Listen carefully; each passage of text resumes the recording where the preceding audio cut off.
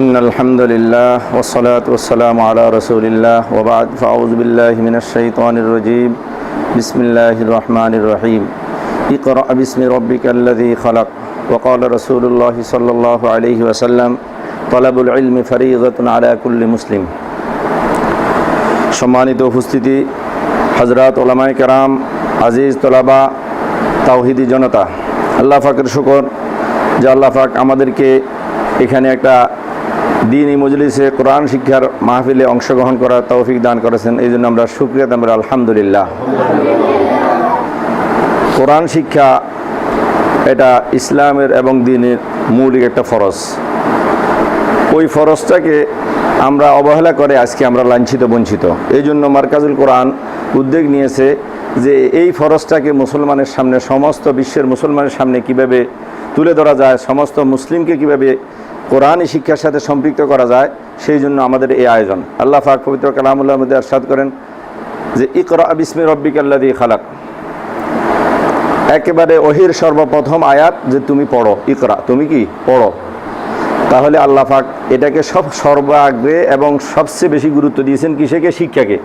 ইসলামে শিক্ষাকে যতটুকু গুরুত্ব দিয়েছেন এরকম আর অন্য কিছুকে গুরুত্ব দেওয়া হয় না। যদি অন্য কিছুকে গুরুত্ব দেওয়া হতো তাহলে সেটাকে প্রথমে কি আনা হতো, বরং ইমান থেকেও বেশি গুরুত্ব কিসের? শিক্ষার। শিক্ষার ভিত্তিতে হবে ইমান। কারণ আবু জাহেল, আবু লাহাব তাদেরও একটা ইমান ছিল, তারা মুশরিক ছিল। তাহলে মুশরিক মানে কি? যারা আল্লাহর উপরেও ইমান আনে, মানে ভেজাল্লে ইমানদার। ভেজাল্লে ইমানদারকে বলা হয় কি? মুশরিক। তো এখন আমরা যদি মুসলমান হইয়াও আমাদের ইমানের ভিতরে ভেজাল থাকে তাহলে আমরা তো ওদের থেকে ভালো হব না। এখন আমাদের ইমানে ভেজাল আছে না নাই এটা প্রমাণ করবে কিসে? কারো ইমানে ভেজাল আছে বা নাই এটা প্রমাণের জন্য আল্লাহ পৃথিবীতে কি দিয়েছেন? কোরআন দিয়েছেন। কোরআন আসার পরে যারা কোরআন মতো ইমান এনেছে তাদেরটা আল্লাহর কাছে কি গ্রহণযোগ্য হয়েছে। আর যারা কি কোরআন মতো আনে না, আগের মতো রয়ে গেছেন, এদেরটা কি হয় নাই? আল্লাহর কাছে গ্রহণযোগ্য হয় নাই। এটা তাদেরটা কি হয় না? ইমান মুশরিক রয়ে গেছেন। তারা আর মুমিন হইতে পারে নাই। কিন্তু যারা কোরআনের অনুকরণ করেছে, কোরআন আসার পরে তারাই কি হয়েছেন? কিয়ামত পর্যন্ত যারা এই কোরআনের অনুসরণ করবে তারাই প্রকৃত মুমিন, প্রকৃত মুসলমান থাকবে। আর যারা এই কোরআন থেকে বিচ্যুত থাকে, নিজের মন গড়া বা অন্যের প্ররোচনায় এদিক সেদিক করবে, তারা ওই কাফের মুশরিকের মতো কি বিভ্রান্ত হয়ে যাবে। তাহলে আমাদের জন্য এই কোরআন হলো মৌলিক বিষয়, মৌলিক জিনিস। এবং আল্লাহ রসুল স্বয়ং পৃথিবীতে কোরআন আসার আগেও উনি কোনো খারাপ কাজ করেন নাই এবং মক্কার শ্রেষ্ঠ স্বীকৃত একজন ভালো মানুষ কি ছিলেন। তাহলে কোরআন ছাড়াও একটা মানুষ হওয়া যায়, ভালো মানুষ হওয়া যায়, তবে কিন্তু মুমিন হওয়া যায় না, এটা প্রমাণ। তিনি ভালো মানুষ ছিলেন, কিন্তু আল আমিন ছিলেন, বিশ্বাসী ছিলেন, অন্য গুণ আছে, কিন্তু মুমিন এরকম বলা যায় না। এবং রসুল যেদিন থেকে এই কোরআন এসেছে সেই দিন থেকে এই দিনের কাজ শুরু করছেন। তাহলে দিনটা সম্পূর্ণ নির্ভর করে কিসের উপরে? এই কোরআনের উপরে। এই জন্য আল্লাহ পাক বলেন ইকরা বিসমি রব্বিকাল্লাযী খালাক। এখন আমরা কোরআনের কথা বললে অনেকে মনে করে যে কোরআন এটা তো কঠিন বিষয়, লোহে মাহফুজের বিষয়, আল্লাহর কালাম, আমরা সাধারণ মানুষ কীভাবে পড়ব? কিন্তু আল্লাহ পাক এখানে এরকম কোনো সীমাবদ্ধতা, এরকম কোনো কিছু কি রাখেন নাই। আল্লাহ পাক সাধারণভাবে আমাদেরকে ইজাজত দিয়ে দিয়েছেন যে তোমরা কোরআন কি পড়তে পারো, ইকরা, তোমরা পড়ো, বাস। কি শুদ্ধ পড়বা, ভুল পড়বা? কারণ একটা লোক প্রথম দিনে সব কিছু কী করে না, শুদ্ধ করে না। আমরা যারা সাইকেল শিখছি প্রথম দিনে কি সাইকেল শুদ্ধভাবে চালাতে পারছি? হুন্ডা শুদ্ধভাবে চালাতে পারছি? অশুদ্ধ হয় নাই, ভুল হয় নাই। এভাবে পৃথিবীর যে কোনো কাজ সূচনা লগ্নে কিছু ভুল, কিছু ত্রুটি কি হবে, হয়, এটা স্বাভাবিক। এই জন্য আল্লাহ পাকও সেই সুযোগ আমাদের জন্য রেখে দিয়েছেন যে তোমরা পড়ো। কোনো শর্ত নাই যে বিশুদ্ধভাবে পড়ো, বুঝে শুনে পড়ো, এই আয়াতে এমন কোনো শর্ত কি নাই, তুমি পড়ো, বাস, ইকরা। এটা মুক্ত, কোনো কুয়ুদার থেকে মুক্ত যে তুমি পড়ো। আমাদেরকে সুযোগ দিয়েছেন যে শিখার জন্য কোরআন। এখানে যদি আমরা এই অজুহাতে যে আমরা পড়তে গেলে ভুল হবে, আমরা কি এই পড়তে গেলে অনেক বিজ্ঞ ব্যক্তি হতে হবে, না, আমরা এটা পড়ি তো বিজ্ঞ ব্যক্তি হব। এখন এটা না পড়ি তো বিজ্ঞ ব্যক্তি হওয়ার কোনো কি নেই, সুযোগ নেই। এখন এই অজুহাতে যদি কোরআন থেকে আমরা দূরে থাকি যে না, কোরআন তো আল্লাহর কালাম, কোরআন আমরা কি বুঝবো নি, কোরআন বুঝতে হলে অনেক জ্ঞানের দরকার, না, অনেক জ্ঞানের আধারিত হলো কোরআন। আমি যখন কোরআনে ঢুকবো তাহলে তো আমি বিজ্ঞজন হবো। আর কোরআনে না ঢুকি আমি যদি পৃথিবীর সব কিতাব, সব বইও কি পড়ি, আমি কি পৃথিবীতে শ্রেষ্ঠ জ্ঞানী প্রমাণ হব না। আল্লাহ পাক এই জন্য আমাদেরকে সুযোগ দিয়েছেন প্রথমে যে ইকরা, তোমরা কি পড়ো, বাস, কোনো শর্ত নেই, পড়তে থাকো। ভুল হলেও পড়ো, শুদ্ধ হলেও কি পড়ো। পড়তে পড়তে কি শিখবে নাকি না পড়তে পড়তে শিখবে? শিখতে হলে আগে তো পড়তে হবে। সাইকেল শিখতে হবে, আগে সাইকেলে উঠতে হবে। তাহলে কোরআনে ঢুকার জন্য আল্লাহ উন্মুক্ত এই ব্যবস্থা আমাদেরকে দিয়েছেন যে পড়ো তোমরা, আল্লাহর নামে পড়া কি শুরু করো। এরপরে আল্লাহ পাক কিন্তু সামনে যায়া একটা লোক প্রথমে শিখতে ভুল করতে পারে, কিন্তু যখন সে রানিংয়ে যায় তখন কিন্তু সে ভুল করতে কি ভুল করাটা তখন কাম্য থাকে না এবং ভুলটা তখন মাফ থাকে না। যেমন যখন একটা ড্রাইভার রোডে গাড়ি চালায় তখন ডাইন বাম একটু বেশ কম হলে তার কি হয়ে যায়, জরিমানা হয়ে যায়, তার কি শাস্তি হয়ে যায়, তার সাসপেন্ড হয়ে যায়। ঠিক আল্লাহ পাক দ্বিতীয় স্তরে বলতেছেন যে ওয়ারাত্তিলিল কোরআনা তারতিলা, কোরআনকে তুমি পড়বা খুব বিশুদ্ধভাবে এবং বুঝে শুনে। তুমি কি পড়তেছো তুমি যেন বুঝো, যে পড়বে সেও বুঝতে হবে, যারা শুনবে তারাও কি বুঝতে হবে। তাহলে এই দ্বিতীয় আয়াত দ্বারা কোরআনকে না বুঝে পড়ার আর কোনো সুযোগ কি নাই এবং ভুল করারও সুযোগ নেই। এখানে আর ভুল করতে পারবে না, এখানে ডাইন বাম সিগন্যাল সব কিছু আমাদেরকে মেনে কি চলতে হবে দ্বিতীয় স্টেপে। এরপরে আল্লাহ পাক বলে উতলুমা ওহিয়া ইলাইকা মিনাল কিতাব, এটা আরো স্ট্যান্ডার্ড, আরো উন্নত। এখানে তুমি গন্তব্যে পৌঁছতে হবে। যেমন তুমি ড্রাইভিং শিখলা, ড্রাইভিং করলা কেন? একটা গন্তব্যে পৌঁছার জন্য। তুমি ড্রাইভার হইয়া একটা মানুষকে ঢাকা পৌঁছাইবা, বিমানের কি পাইলট হলে তুমি সৌদি আরব পৌঁছাইবা, লন্ডন পৌঁছাইবা। এবারে আল্লাহ রসুলকে তৃতীয় স্টেপে আল্লাহ পাক বলতেছেন যে উতলুমা ওহিয়া ইলাইকা মিনাল কিতাব, যে তোমার গন্তব্যে পৌঁছার জন্য, তোমার গন্তব্যে পৌঁছার জন্য তুমি কি করো, চেষ্টা করো। সেটা হলো কি এই কোরআনকে বাস্তবায়ন করে। উতলু মানে শুধু তেলাওয়াত না, উতলু মানে তেলাওয়াত, বিশুদ্ধ তেলাওয়াত এবং তেলাওয়াতের বাস্তব প্র্যাকটিক্যাল জীবনে কি করা, বাস্তবায়ন করা। এই সব মিলে হলো উতলু। উতলু মানে ইত্তাবি, অনুসরণ করা। তেলাওয়াত মানে কি তালা বাজ হুম বাজ, একজন আরেকজনের পিছনে চললে এটাকে বলে কি তালা। তাহলে তেলাওয়াত মানে শুধু পড়ে দিলেই হবে না, এটা পড়তে হবে, বুঝতে হবে, বাস্তবায়ন করতে হবে। এই তিনটা বিষয় যদি কোরআনের আমরা ক্লিয়ার করতে পারি তাহলে ইনশাআল্লাহ এই মুসলমান আবার তাদের হারানো মর্যাদা, হারানো ঐতিহ্য ইনশাআল্লাহ ফিরে পাবে। এই উদ্দেশ্যে আমরা এই কর্মসূচি ইনশাআল্লাহ এই তিনোটা কাজের জন্য আমরা চেষ্টা করতেছি। আল্লাহ পাক আমাদেরকে যেন তৌফিক দান করে, আমরা সবার কাছে দোয়া চাইতেছি। প্রথম কাজের জন্য শুধু তেলাওয়াতের জন্য আমরা রেখেছি কোরআনী কায়দা, সহজ কোরআনী কায়দা, যার মাধ্যমে যে কোনো লোক, শুধু মাদ্রাসার ছাত্র না, যেই কোনো মানুষ, কারণ আমাদের স্লোগান হলো সবার জন্য কোরআন চাই, মানুষ যে তার জন্য। আল্লাহ পাক হুদাল্লিন নাস, আল্লাহ পাক বলেন না হুদাল্লিল মুমিনিন, বলেন না হুদাল্লিল ওলামা, হুদাল্লিল আইম্মা, এরকম বলেন না, বলছেন কি হুদাল্লিন নাস। তাহলে যেহেতু যে কোনো মানুষের অধিকার কোরআনে আছে, আল্লাহ পাক ঘোষণা করেছেন মানুষ যেন কোরআন থেকে তার অধিকার পায়, সেই জন্য আমাদের এই প্রচেষ্টা। এক নম্বরে যেই কোনো মানুষ যদি কোরআনের প্রথম তেলাওয়াত শিখতে চায় তার জন্য আমরা রেখেছি ব্যবস্থা সহজ কোরআনী কায়দা, যেটার প্রচারণা আমরা ইতিপূর্বে নেটেও আমরা ছেড়েছি। এখন আমরা দ্বিতীয় স্টেপে কোরআন বুঝতে হবে, শুধু পড়লে হবে না। এখন আমাদের দেশে অনেক মানুষ আসে বাচ্চা কাচ্চাকে কোনোরকম মুক্তাবি দিয়া, কোরআন খতম দিয়া কোরআনের দায়িত্ব আমার পালন হয়ে গেছে, কোরআনের যে দায়িত্ব আমি মুসলমান হিসাবে সেটা ফরজ আদায় হয়ে গেছে। আসলে এটা আদায় হয় না, এটা ভুল। কোরআন শুধু তেলাওয়াত করলে দায়িত্ব আদায় হয় না। কোরআনের দায়িত্ব কটা আছে? তিনটা আছে। একটা হলো কোরআন পড়তে হবে, বিশুদ্ধভাবে শিখতে হবে, এরপরে বুঝতে হবে, এরপরে জীবনে কি করতে হবে, বাস্তবায়ন করতে হবে। আল্লাহ পাক বলছেন ইন্নাল্লাযী ফারাদা আলাইকাল কোরআন লারাদ্দুকা ইলা মাআদ। আমরা অনেকে মনে করি কোরআন পড়া এটা ঐচ্ছিক বিষয়, এটা কোনো ফরজ নয়। যে আমরা যে এরকম মনে করব এটা আল্লাহ জানেন। এই জন্য কোরআনে আল্লাহ ফরজ শব্দ শুধু এই জায়গাতেই ব্যবহার করেছেন কোরআনের ক্ষেত্রে, যে ইন্নাল্লাযী ফারাদা আলাইকাল কোরআন, যে ওই সত্তা যিনি আপনার উপরে কোরআন কি করেছেন, ফরজ করেছেন। এখন রসুলের উপরে যদি ফরজ হয় আমাদের জন্য নফল কেমন?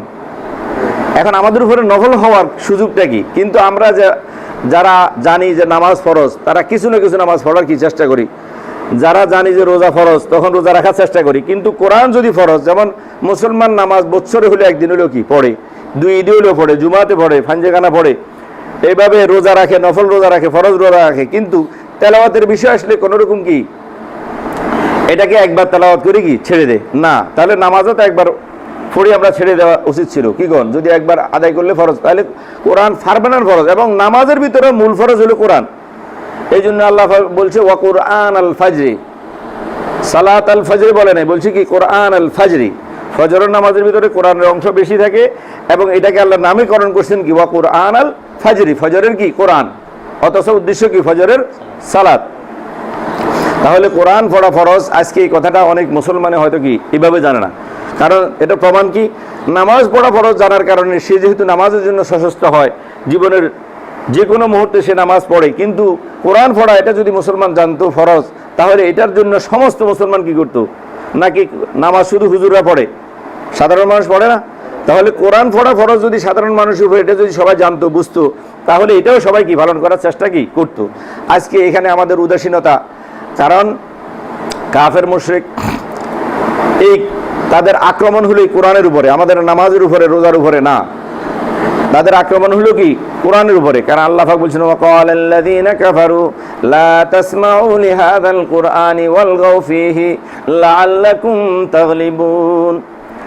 যে কাফেরদের সিদ্ধান্ত, দুইটা কর্মসূচি, একটা হলো কি লা তাসমাউ লিহাযাল কুরআন, যে তোমরা এই কোরআন শুনতে পারবে না।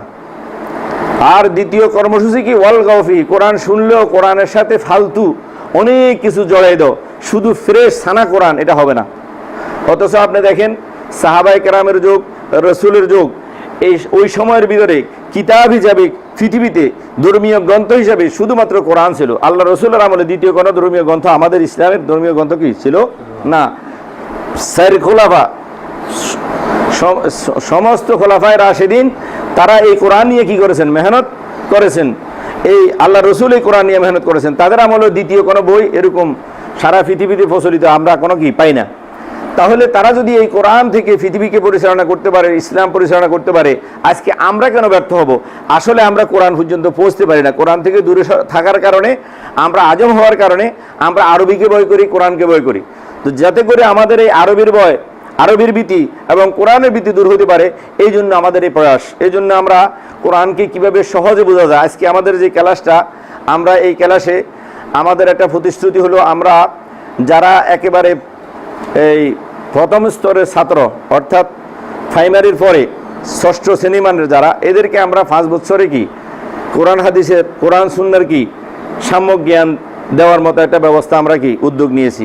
এরপরে যারা আরও এগিয়ে গেছেন, আলেম ফাজেল কামেলে পৌঁছে গেছেন, অথবা শাসম ফাঞ্জম এরকম কওমি মাদ্রাসাতে এভেলেবেলে পড়ছেন, এদেরকে আমরা মাত্র 2 বছরে কি কোরআন সুন্নাহর মৌলিক জ্ঞান দেওয়ার জন্য কি কিভাবে আমরা এই জ্ঞানটা, এই আরবিটা খুব সহজে কি ছাত্রদেরকে শিখাবো, এই বিষয়টা আমরা এখন আপনাদের সামনে কি করব, উপস্থাপন করব।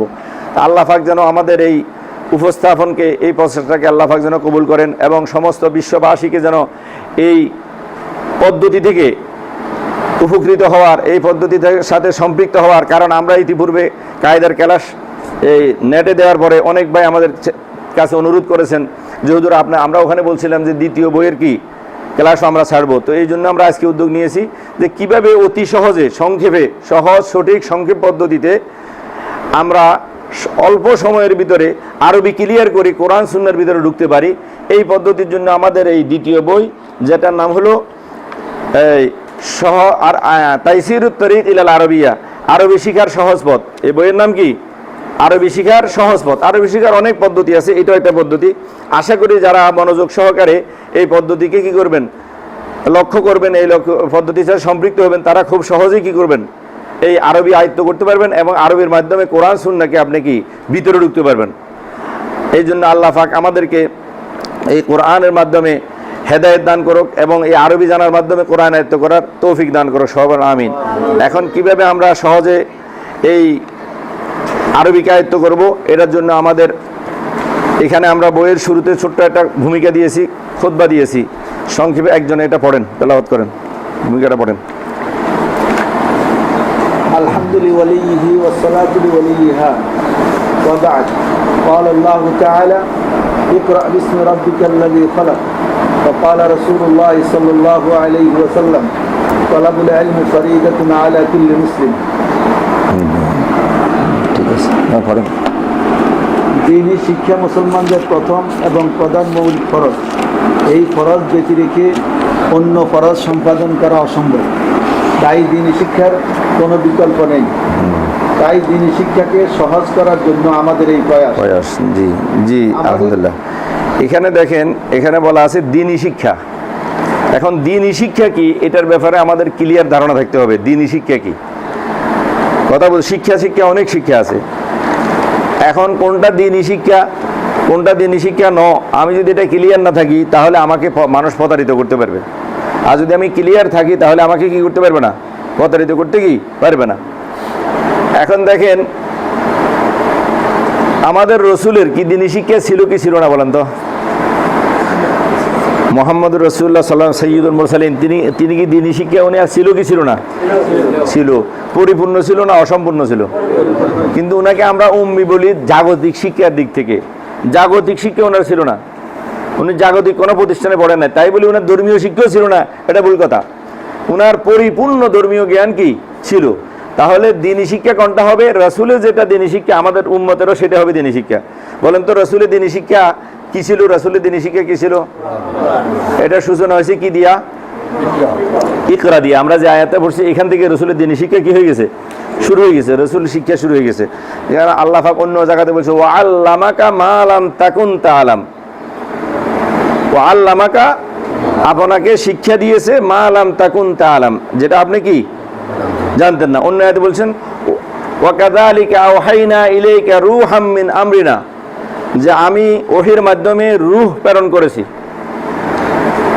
রূহ মানে কি? এই কোরআন, এই শরীয়তের জ্ঞান। একটা মানুষের কাছে যদি নাকি শরীয়তের সম্পূর্ণ আমলও থাকে কিন্তু রূহ না থাকে, এটাকে আপনারা কি বলবেন? একটা মানুষের অঙ্গ প্রত্যঙ্গ সব ঠিক আছে কিন্তু আত্মা নাই, রূহ নাই, তাহলে কি জিন্দা না মুর্দা? তাহলে একটা মুসলমানের কাছে যদি শরীয়তের সম্পূর্ণ আমলও থাকে কিন্তু কোরআন না থাকে, এই আয়াত মতো সে কি হবে? মুর্দা মুসলিম হবে, মুর্দা মানুষ হবে, সে জিন্দা মুসলিম হতে পারবে না।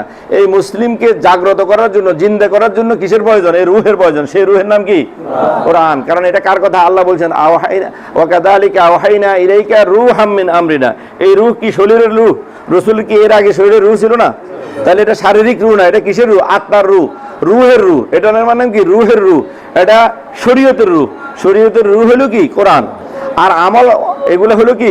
অন্যান্য সবগুলো হলো কি? অঙ্গ প্রত্যঙ্গ।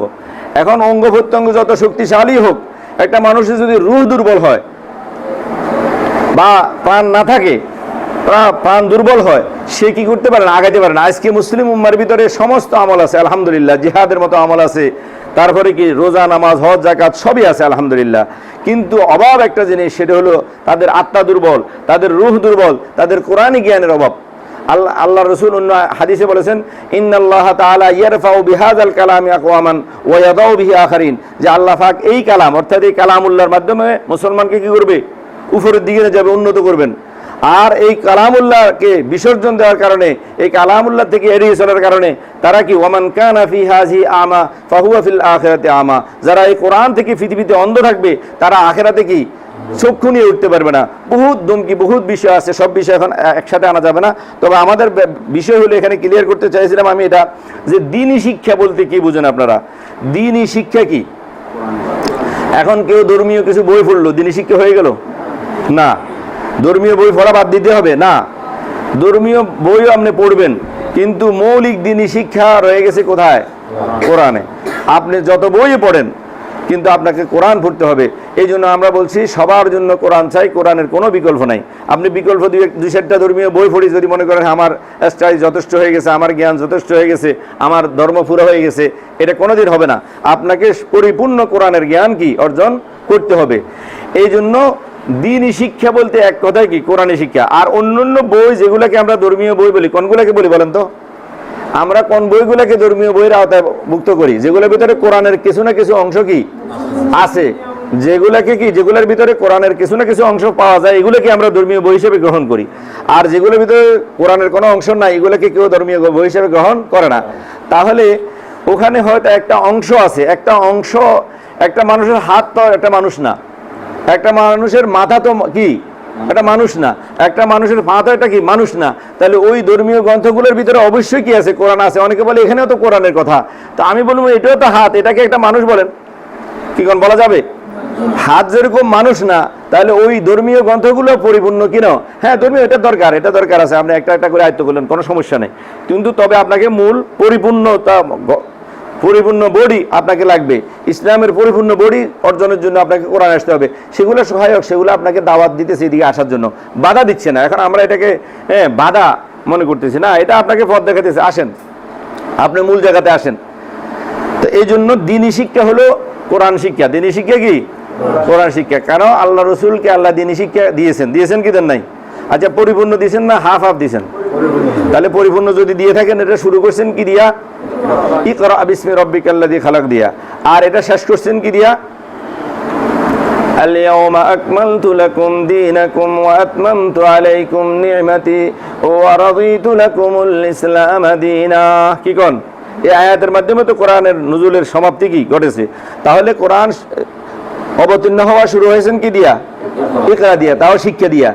আর শেষে বলছেন কি আলিয়াউমা আকমালতু লাকুম দীনাকুম, তোমাদের দিনকে আমি কি করে দিয়েছি? পরিপূর্ণ করে দিয়েছি। তাহলে একটা মানুষ পরিপূর্ণ হতে হলে যেরকম কি লাগে, তার সমস্ত অঙ্গ প্রত্যঙ্গ লাগে, একটা দিন পরিপূর্ণ হতে হলে কোরআনে যা আছে সব কিছু লাগে, না কিছু বাদ দেওয়া যাবে। কোরআনে শুধু একটা আয়াত যদি আপনি কি করেন, অস্বীকার করেন বা বাদ দেন বা এটাকে গুরুত্ব না দেন, আপনি কি মুসলমান থাকার অধিকার আছে?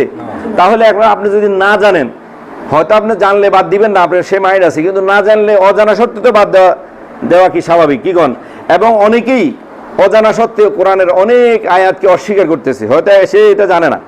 এই জন্য মুসলমান যেভাবে কোরআনে কি আছে না আছে সহজে অন্তত প্রাথমিকভাবে জানতে পারে, এই জন্য আমাদের এই উদ্যোগ। আর এই দিনী শিক্ষা মানে কি? কোরআনী শিক্ষা। দিন মানে কি? কোরআন। এটা কি আমার কথা না আল্লাহর কথা? আল্লাহ কি বলছেন? আলিয়াউমা আকমালতু লাকুম দীনাকুম। এই দীনাকুম একমাল পরিপূর্ণর ঘোষণা দিয়েছেন, তখন কি পরিপূর্ণ করছেন? কোরআন।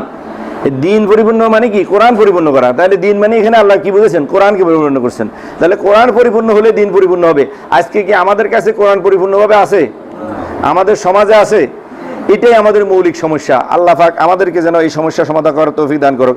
তাহলে দিনী শিক্ষা মানে কি? কোরআনী শিক্ষা। এখন কেউ যদি কোরআন নাই, দিন আছে মনে করে, সে কি ভুলে আছে না শুদ্ধ আছে? একটা লোক কোরআন রিডিংও পড়তে পারে না, কোরআন বুঝেও না, কোরআনের বাস্তবায়নের চিন্তাও করে না, কিন্তু নিজের সাচ্চা মুসলমান মনে করে সে খুব দিনদার, এবং অন্যান্য মানুষও তাকে কি দিনদার মনে করে, কারণ সে রোজা নামাজ কিছু পড়ে, হয়তো দাড়ি টুপি রাখে, এর ভিত্তিতে তাকে মনে করে কি? দিনদার।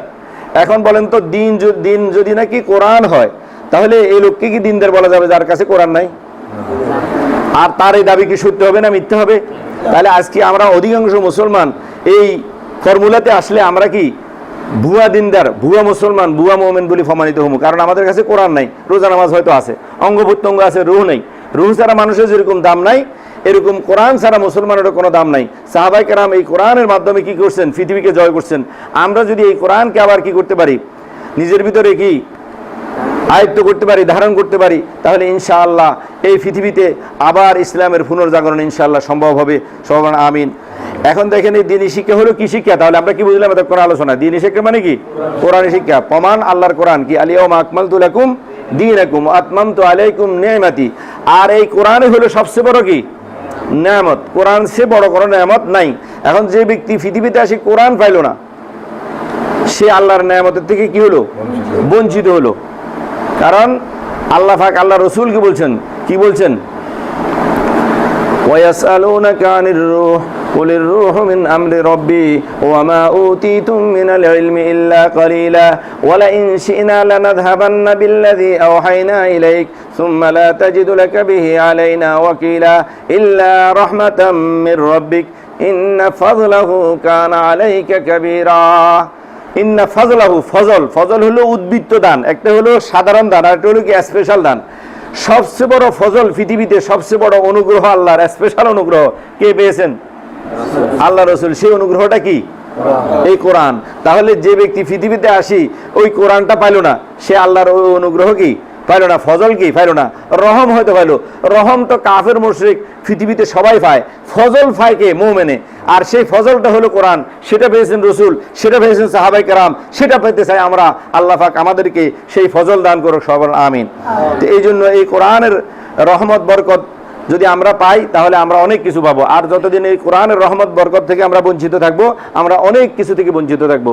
সেই উদ্দেশ্যে এই কোরআনের রহমত বরকত মুসলমানদের ভিতরে এবং অমুসলমানদের ভিতরে, পৃথিবীর মানুষের ভিতরে কিভাবে আসতে পারে, সেই জন্য আমাদের এই প্রয়াস। সামনে পড়েন। তাই দিনী শিক্ষার কোনো বিকল্প নেই। হ্যাঁ, এই পর্যায়ে আমরা বলি যে দিনী শিক্ষার যেহেতু বিকল্প নাই, তাহলে এই দেশে মুসলমান রাষ্ট্র, এই মুসলিম রাষ্ট্রে যে কোনো শিক্ষা চলতে পারে, কিন্তু এর পাশাপাশি অন্তত একটা পিরিয়ড, একটা ক্লাস আমরা দাবি করব কোরআনের। সে চাই ভার্সিটি হোক, সে চাই কলেজ হোক, সে চাই হাই স্কুল হোক, সে চাই মাদ্রাসা হোক, একটা ক্লাস অন্তত আমরা দাবি করতে পারি, যেহেতু কোরআনই শিক্ষার কোনো বিকল্প নাই। আপনি পৃথিবীর সব শিক্ষা শিখলেন, সেগুলো সহায়ক। আজকে সেই শিক্ষা না থাকলে এই ক্যামেরা কোথার থেকে আসতো? আজকে আমরা এই প্রচার মাধ্যমে আমরা মানুষের কাছে কীভাবে পৌঁছতাম? এগুলা বেদরকার, আমরা মোটেও বলতেছি না, কিন্তু এগুলার দরকার। আপনি বুঝলেন মৌলিক আল্লাহর রহমত পাওয়ার জন্য কোরআনী শিক্ষা এসছে অনেক বেশি কি দরকার। সুতরাং আমরা দাবি করব, আমরা যে শিক্ষার যেই কোনো শিক্ষা প্রতিষ্ঠানে যেই কোনো শিক্ষা পদ্ধতির পাশাপাশি অন্তত সেখানে 7-8টা পিরিয়ড হয়, 6টা পিরিয়ড হয়, একটা পিরিয়ড হলো, একটা ক্লাস হলো, একটা ঘন্টা হলো যেন এই কোরআন স্থান পায়, তাহলে আমরা ইনশাআল্লাহ এই জাতি উন্নত হয়ে যাবে, এই জাতির চরিত্র ঠিক হয়ে যাবে, এই জাতির ভিতরে খুন খারাপি, সন্ত্রাসী, রাহাজানি, হিংসা বিদ্বেষ কমে যাবে, আমরা শান্তিতে বাস করতে পারবো, আমরা পৃথিবীতেও শান্তি পাবো, পরকালেও শান্তি পাবো। এই জন্য কোরআনী শিক্ষার, দ্বীনি শিক্ষা মানে কি কোরআনী শিক্ষা, কোরআনী শিক্ষার কোনো কি নাই, বিকল্প নাই। কেউ যদি মনে করে ওই শিক্ষা নিয়ে যথেষ্ট, তাহলে সে ভুলের ভিতরে আছে। আমরা বলবো আপনি সংশোধন করেন, আপনি ওই শিক্ষার পাশাপাশি কোরআনী শিক্ষা অর্জন করেন, অন্য শিক্ষা আপনি করেন, এটা আমরা বাধা দিব না। অবশ্যই দরকার আছে, জাগতিক শিক্ষা দরকার আছে, কারণ জাগতিক শিক্ষা আল্লাহ পাক দিয়েছে। কাকে দিয়েছে বলেন তো? এই শিক্ষায় মানুষের বৈশিষ্ট্য, শিক্ষায় মানুষের শ্রেষ্ঠত্ব। কারণ আদম আলাইহিস সালামকে জাগতিক সমস্ত শিক্ষা দিয়ে, ও আল্লামা আদম আল আসমা কুল্লাহা, সমস্ত জাগতিক শিক্ষা দিয়ে পৃথিবীতে আল্লাহ পাক প্রেরণ করেছেন। এই জন্য ওই শিক্ষাগুলো আমাদের ব্রেন থেকে বাইরে হয়, বিজ্ঞান, জ্ঞান বিজ্ঞান সমস্ত আবিষ্কার আমাদের ব্রেন থেকে বাইরে হয়, কারণ এটা আল্লাহ পাক দিয়ে দিয়েছেন। আর বিশেষ জ্ঞান, এটা হলো রহমত, জাগতিক জ্ঞানটা হলো কি রহমত। আর জান্নাতের বিশেষ জ্ঞান যেটা কোরআনের মাধ্যমে, আখিরাতের বিশেষ জ্ঞান যেটা, এটা হলো ফজল, এটা হলো স্পেশাল দান, ওটা হলো সাধারণ দান। এটা কাফের মুশরিক সবাই বিজ্ঞানী হতে পারে, কিন্তু কাফের মুশরিক সবাই কি মুমিন হতে পারে না, সবাই কোরআনের জ্ঞানী হতে পারে না, ইচ্ছা করলেও পারে না। আল্লাহ পাক বলে বাইনাকা ওয়া বাইনাল্লাযিনা লা ইউমিনুনা বিল আখিরাতি হিজাবাম মাসতুরা, অদৃশ্য একটা আমি পর্দা ঢেলে দিই, যারা ঈমান, যাদের নসিবে ঈমান নাই, তারা আপনি যখন কোরআন ওয়াইজা কারাতাল কোরআন, আপনি যখন কোরআন তেলাওয়াত করেন, জাআলনা বাইনাকা, আমি আপনার মধ্যে, ওয়া বাইনাল্লাযিনা লা ইউমিনুনা বিল আখিরা, আর যারা আখিরাতে বিশ্বাসী ন, বা আখিরাতে বিশ্বাসের উপযুক্ত ন, মুমিন হওয়ার উপযোগী ন, তাদের ভিতরে আমি কি দিয়ে দিই, একটা পর্দা ঢেলে দিই। তবে আল্লাহ পাক যেন আমাদের ভিতরে এবং এই কোরআনের ভিতরে এই পর্দা যেন আল্লাহ পাক কি উঠিয়ে দেন, আল্লাহ পাক যেন আমাদেরকে কোরআনে ঢোকার কি তৌফিক দান করেন, সবাই বলেন আমিন। কারণ দ্বীনি শিক্ষা অর্থাৎ কোরআনী শিক্ষা, এই কোরআনী শিক্ষার কোনো বিকল্প কি নাই, তাহলে সব শিক্ষার পাশাপাশি এই শিক্ষার একটা প্রয়োজনীয়তা কি আছে। আমরা দাবি করব যে কোনো শিক্ষা, যে কোনো শিক্ষা প্রতিষ্ঠানের উদ্যোক্তাদের প্রতি, যে তারা যেন এই কোরআনী শিক্ষাকে পাশাপাশি কি অন্তত প্রতি ক্লাসে একটা ঘন্টা কি রাখেন। আমরা এই মাধ্যমে, আমরা এই মজলিসের মাধ্যমে সবার কাছে এই আহ্বান আমরা পৌঁছে দিব। হ্যাঁ, তাই দ্বীনি শিক্ষাকে সহজ করার জন্য আমাদের এই প্রয়াস। এখন প্রশ্ন হলো, দ্বীনি শিক্ষা তো হুজুর খুব কঠিন, আমরা মাদ্রাসায় পড়ি 20 বছর 25 বছর, আমরা তো দ্বীনি শিক্ষা অর্জন করি, আমরা এই তেমন অগ্রসর হইতে পারি না। এখানে হলো সবচেয়ে বড় কি কঠোরতা। এখন সমস্যা হলো আসলে দ্বীনি শিক্ষা, আমরা একটু আগে বলছি দ্বীনি শিক্ষা হলো কি কোরআনী শিক্ষা, তাহলে আমাদের শিক্ষার মূল বই কি, মুসলমানের শিক্ষার মূল বই কি কোরআন। আর এরপরে যত বই আছে কোরআন ছাড়া, এগুলো সব কি সহায়ক বই, ওই কোরআনের জন্য কি সহায়ক বই। এখন আমরা সহায়ক বইতে জীবন কাটাই দিই, মূল বই পর্যন্ত বুঝতে পারি না। এটার কারণ হলো আমাদের শিক্ষা পদ্ধতিকে ঢেলে সাজাতে হবে, শিক্ষা পদ্ধতিকে আরো সংস্কার করতে হবে। যেমন মনে করেন ল্যান্ড ফোন ছিল আমাদের দেশে, ছিল না? তখন এটার মাধ্যমে মানুষ ফোন করছে, মানুষ কি করছেন, উপকৃত হয়েছেন, যোগাযোগ রক্ষা হয়েছে। কিন্তু এখন হয়েছে কি মোবাইল ফোন, এখন মোবাইলের কারণে, জাওয়ালের কারণে এখন এটা আরো ব্যাপক হয় নাই। আগে কয়জনে ফোন পর্যন্ত বুঝতো। তাহলে আমরা চাইতেছি এই কোরআনটা এতদিন ছিল কি ল্যান্ড ফোনের মতো, বা আরবি শিক্ষাটা ল্যান্ড ফোনের মতো খুব কঠিন ছিল, এটা লাইন আনতে 10,000 টাকা লাগতো। আর এখন 100 টাকা দিয়ে সিম কেনা যায়, বিনা পয়সায় সিম পাওয়া যায়। কথা বুঝে আসছে নাকি? 200-300 টাকার একটা ভিতরে ঢুকাইও মানুষ ফোন করতে পারে। তাহলে এরকম সুবিধা যদি কোরআনের হয়, যে মানুষ যেখানে থাকুক, তার চাকরিতে থেকে, তার অবস্থানে থেকে, তার দোকানে থাকে, মোকানে থেকে, সব কিছু ঠিক রেখে তারা যেন এই কোরআন কি পড়তে পারে, বুঝতে পারে, বাস্তবায়ন করতে পারে, এরকম একটা উদ্যোগ হলো এই মার্কাজুল কোরআনের।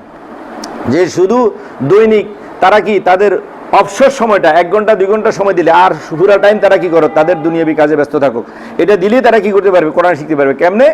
যে আমরা এখান থেকে শিক্ষাকে একটু সংক্ষেপ করে নিয়েছি। কিভাবে সংক্ষেপ করেছি? যে শিক্ষার ভিতরে কি জিনিস আছে, শিক্ষাটা হয় কি দিয়ে আমাদের দেশে, যে শিক্ষাটা হয় আরবি ভাষা হোক, আমাদের দেশে মূল ভাষা পড়ায় কি 3টা, কি আরবি, বাংলা, ইংরেজি, মৌলিক এই 3টা ভাষার উপরে পড়া রাখা হয়। এখন চাই সেটা বাংলা হোক, তাহলে বাংলা ভাষার ভিতরে আছে কি বাংলা ভাষার বর্ণ, বাংলা ভাষার বর্ণ দিয়ে তৈরিকৃত বাংলা ভাষার শব্দ, বাংলা ভাষার শব্দ দিয়ে তৈরিকৃত বাংলা ভাষার কি বাক্য। এই 3টে ধাপ যে অতিক্রম করে ফেলবে, বাংলা ভাষার বর্ণ বিশুদ্ধভাবে চিনবে, বাংলা ভাষার বর্ণ দিয়ে বাংলা ভাষার শব্দ গঠন করতে পারবে, শব্দ চিনবে, এবং এরপরে শব্দ দিয়ে বাক্য গঠন করতে পারবে, সে বাংলা ভাষা পড়তে তার আর কোনো বাধা থাকবে না। বাংলা ভাষার যে কোনো কিছু সে আস্তে আস্তে কি চর্চা করতে পারবে। ঠিক এমনিভাবে আরবি ভাষা, এমনিভাবে ইংরেজি ভাষা। তো ঠিক এই পদ্ধতিতে আমরা এই আমাদের প্রয়াস হলো সহজ করার জন্য। এই সহজ করছি কিভাবে আমরা, যে আমরা বই ক্লাস শ্রেণী এটা আমাদের কাছে বিষয় নয়।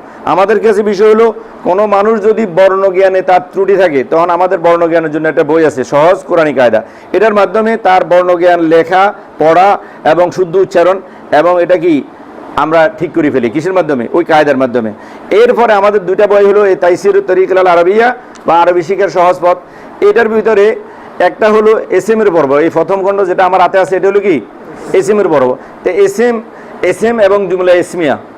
এসএম মানে যে বর্ণগুলো দিয়ে এসএম তৈরি হয়, শব্দ তৈরি হয়, আমি একটু পরে যাব।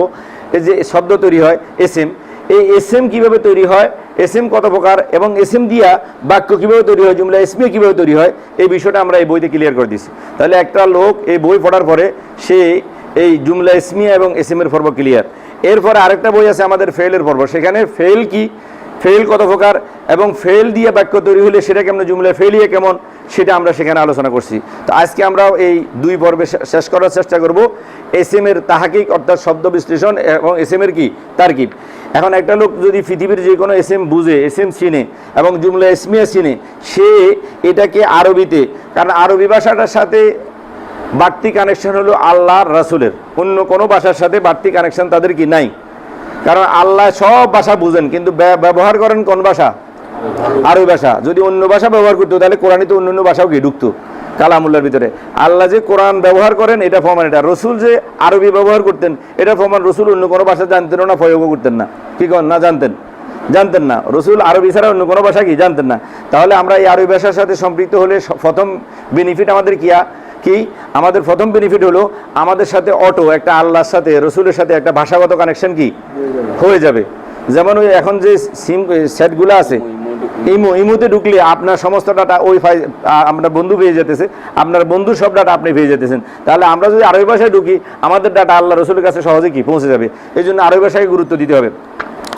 এই জন্য আমরা চেষ্টা করব। আর আরবি ভাষাই হলো মূল ভাষা। আরবি ভাষা হলো সমস্ত ভাষার কি রাজা এবং মূল ভাষা।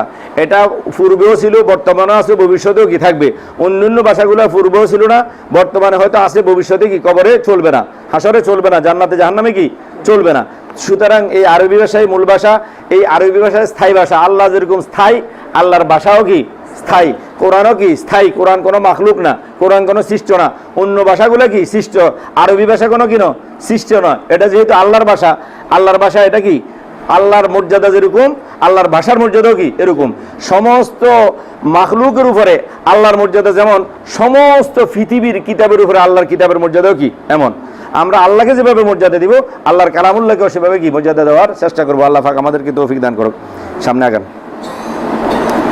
আল্লাহ পাক বলেন, ইন্না আনজালনাহু কুরআনান আরাবিয়্যান লাআল্লাকুম তা'কিলুন। নিশ্চয় আমি কোরআনকে আরবি ভাষায় নাযিল করেছি যাতে করে তোমরা বুঝতে পারো। সুতরাং অনারব ব্যক্তিদের জন্য কোরআন বোঝার চাবিকাঠি হলো। ঠিক আছে। আচ্ছা দেখেন, এখানে বলছে কি আমি কোরআনকে কোন ভাষায় নাযিল করছি? আরবি ভাষায়। কেন? যাতে তোমরা বুঝতে পারো। তোমরা কারা? শুধু ওলামায়ে কেরাম, শুধু আইম্মায়ে কেরাম, রসুল, তারপরে আরবের লোকেরা, না পৃথিবীর সব লোক? বলেন তো আমরা কি বলেন? তো পৃথিবীর সব লোক আরবি কেমনে বুঝবে? আমরা তো আরবি বুঝি না। আল্লাহ পাক বলেন যাতে তোমরা বুঝতে পারো। কোরআন কি বোঝার জন্য আসছে না লাআল্লাকুম তাকরাউন পড়ার জন্য আসছে? কোরআন আসছে কি জন্য? বোঝার জন্য। তো বলে পড়তে হবে না, না পড়লে বুঝবেন কেমনে? এটা হলো উজু না করলে নামাজ পড়বেন কেমনে, এরকম বিষয়। উজু করে যদি কেউ বসে থাকে, উজু করবে কেন? নামাজ পড়ার জন্য। তো এখন যারা কোরআন বোঝার জন্য পড়তে হবে, পড়ি দায়িত্ব শেষ মনে করে, কেউ যদি নামাজের জন্য আসি উজু করি দায়িত্ব শেষ মনে করে, তার অবস্থা এটা না। এখন আমরা যারা কোরআনকে শুধু তেলাওয়াত করে বসে আছি, উজু করে বসে থাকার মতো, নামাজ পড়তেছি না। কোরআন আসলে আল্লাহ নাযিল করছে কিসের জন্য? বুঝার জন্য। শুধু বুঝলেও কি শেষ? কোরআন বুঝলে আমার দায়িত্ব শেষ হয়ে যাবে? না, কোরআন বুঝে জীবনে বাস্তবায়ন করে জান্নাত লাভ করার জন্য, আল্লাহকে রাজি খুশি করার জন্য। যতদিন কোরআন বুঝে জীবনে বাস্তবায়ন করে আল্লাহকে আমরা রাজি খুশি করতে না পারবো, আমাদের সার্থক হবো না। এখন আল্লাহ পাক বললেন সবাই বুঝার জন্য। এখন সবার ভাষা তো কি, আঞ্চলিক ভাষা তো ভিন্ন। আমাদের ভাষা বাংলা, কারো ভাষা কেরালা, কারো উর্দু, কারো হিন্দি, কারো কি চায়না ভাষা, কারো জাপানি, জার্মানি ভাষা, বিভিন্ন ভাষা আছে না, কোরিয়ান ভাষা। এখন আসলে পৃথিবীর সব মানুষের মূল ভাষা কি? আরবি, সবাই আরবিতে আল্লাহর সাথে কথা বলে আসছে। কোথায়? আলমে আরওয়াতে সবাই বলছে আলাস্তু বিরব্বিকুম, আল্লাহ আমাদেরকে আরবিতে জিজ্ঞাসা করছে, আমরা আরবিতে উত্তর দিয়েছি কালু বালা। আমি সংক্ষেপে বলতেছি, আবার কবরে যাওয়ার পরেও যে ভাষাভাষী হোক, কবরে কেউ বাংলা, ইংরেজি, ফার্সি এগুলো ব্যবহার করবে না, চায় না, ব্যবহার করবে কি? আরবি। তাহলে আমাদের ভিতরে ফিট করা যে ভাষা সেটা হলো কি? আরবি। এটাকে আমরা সামান্য চর্চা করলেই কি পারি, কিন্তু আমাদেরকে এখন বিধি দেওয়া হয় না আরবি খুব কঠিন, ইংরেজি খুব সহজ, বলা হয় কি বলা হয় না? তোমরা শুনছো কি শোনো না? ইংরেজি খুব সহজ, আসলে ইংরেজি থেকে অনেক গুণ বেশি সহজ কি? আরবি। এটা প্রমাণ কি? ওয়ালাকাদ ইয়াসসারনাল কোরআন। আল্লাহ কোনোদিনও কি আমাদেরকে সাথে কি করে না, নাউজুবিল্লাহ, প্রতারণা করে নাই। আল্লাহ বলছে আমি কোরআনকে সহজ করেছি। এখন কিছু মানুষ প্রচার করে না কোরআন কঠিন। না, পৃথিবীতে সবচেয়ে সহজ হলো কি? কোরআন। আল্লাহ পাক কবার বলছেন? একবার না 4 বার বলছেন। তাহলে আল্লাহ পাক যেটা বলছেন এটা সহজ হবে না মানুষ যেটা সহজ বলে এটা সহজ হবে? তাহলে মানুষ বলে ইংরেজি সহজ, আল্লাহ বলছে কোরআন সহজ। কোরআন যেহেতু আরবি, তাহলে আরবি অবশ্যই কি? সহজ। তাহলে কোরআন আরবি কিভাবে সহজ এটা আমরা উপস্থাপন করব কিছুক্ষণের ভিতরে। এই এখন আমাদের সমস্যা হলো আমরা আঞ্চলিকভাবে ভিন্ন ভাষাভাষী, আঞ্চলিকভাবে, মৌলিকভাবে না, মৌলিকভাবে সবার ভাষা কি? আরবি। এই জন্য কোরআন আরবি নাজিল করে আল্লাহ পাক বলছেন তোমরা যাতে বুঝতে পারো, যেহেতু তোমাদের সবার মূল ভাষা কি? আরবি। এই জন্য রাষ্ট্রীয় ভাষা কি হয়? একটা হয়। আঞ্চলিক ভাষা অনেকগুলো থাকে। আমাদের বাংলাদেশের চট্টগ্রামের একটা ভাষা আছে, সিলেটের একটা ভাষা আছে, রাজশাহী, দিনাজপুর, হিলি, ময়মনসিংহের একটা কি ভাষা আছে। কিন্তু রাষ্ট্রীয় যে বই, কাগজপত্র, এটা ওই আঞ্চলিক ভাষাগুলো কি পায় না, স্থান পায় না। ঠিক আল্লাহর কালামুল্লাহর ভিতরে রাষ্ট্রীয় ভাষা যেটা, আল্লাহর রাষ্ট্র একটা, দুনিয়া আখেরাত এবং সব মিলাইয়া, ফরকাল সব মিলাইয়া রাষ্ট্র কয়টা? আল্লাহর একটা। তো এটার ভিতরে ভাষা কয়টা? একটা। সেটা কি? আরবি। রাষ্ট্রীয় ভাষা আরবি। এখন আপনি যে আঞ্চলিক ভাষা আপনার যাই হোক না হোক, আপনি রাষ্ট্রীয় ভাষা শিখতে বাধ্য কি বাধ্য না?